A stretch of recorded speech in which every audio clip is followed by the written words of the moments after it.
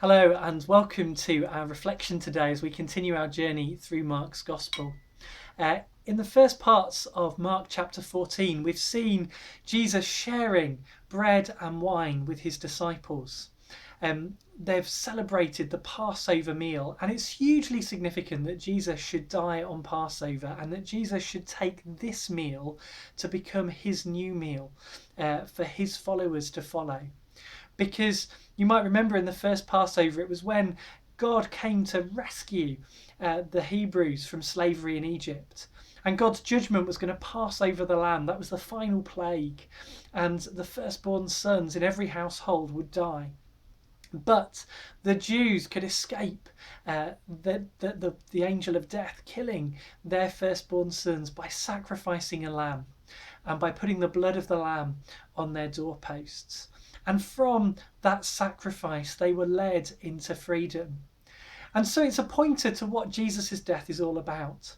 You know, God's judgment will fall on the whole world.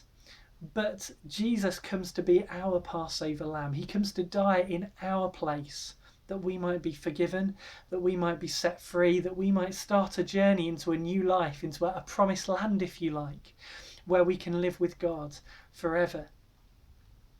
And as we go through the story this week, we're reminded time and time again of Jesus' incredible sacrifice. This really is the climax of Mark's Gospel.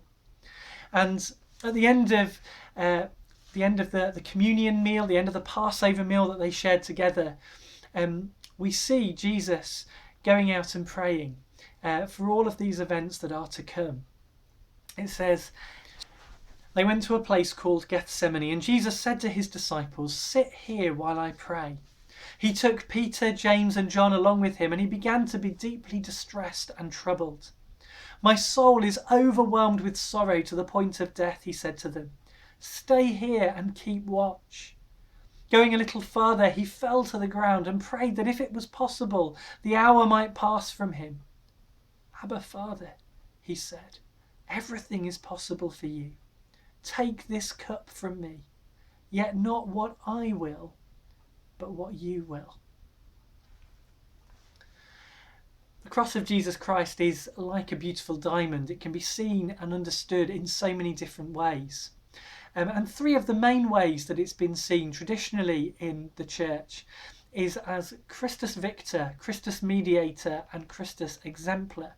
Christus Victor is all about Jesus' victory over the forces of darkness. He comes, as it says in Mark 10:45, not to be served, but to serve and to give his life as a ransom for many. His death is the ransom that comes to set us free. It's through his death that we can leave Egypt, if you like, and journey on to the promised land. That the power of sin no longer has any effect over us, any hold over us, and we can start that journey to a new life with God. And then there's Christus Mediator, and that's the idea that we deserve to be punished for our sins. You know, we've done so many things that separate us from God, and that sin needs to be dealt with. God is a God of justice. But God, rather than making us pay the price of our sins, has sent Jesus to pay that price for us. And again, it's a little bit like the Passover lamb in Exodus. You know, really, God's judgment falls on everybody. Everybody really deserved to die. But Jesus is like the Passover lamb who dies in our place, because he has been crucified, and when he was on the cross he became sin for us. All of our sin took its kind of force out on him, and he overcame it and he defeated it, and it died with him. We can be forgiven. He got what we deserve, that we might get what he deserves.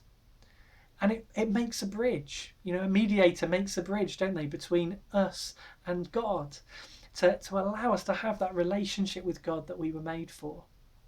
And then there's Christus Exemplar. And I think that links into what we see here in the Garden of Gethsemane, because it's all about Christ being our example for how to live. This is what a life looks like that's committed to God. This is a life of love and sacrifice. And if we want to live that life, we need to make Jesus' prayer and Jesus' words our words.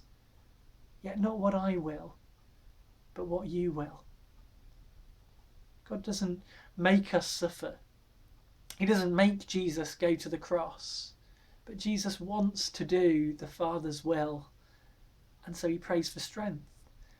He prays that he would do God's will in his life and for the sake of the world. And each of us need to think about what that means for us.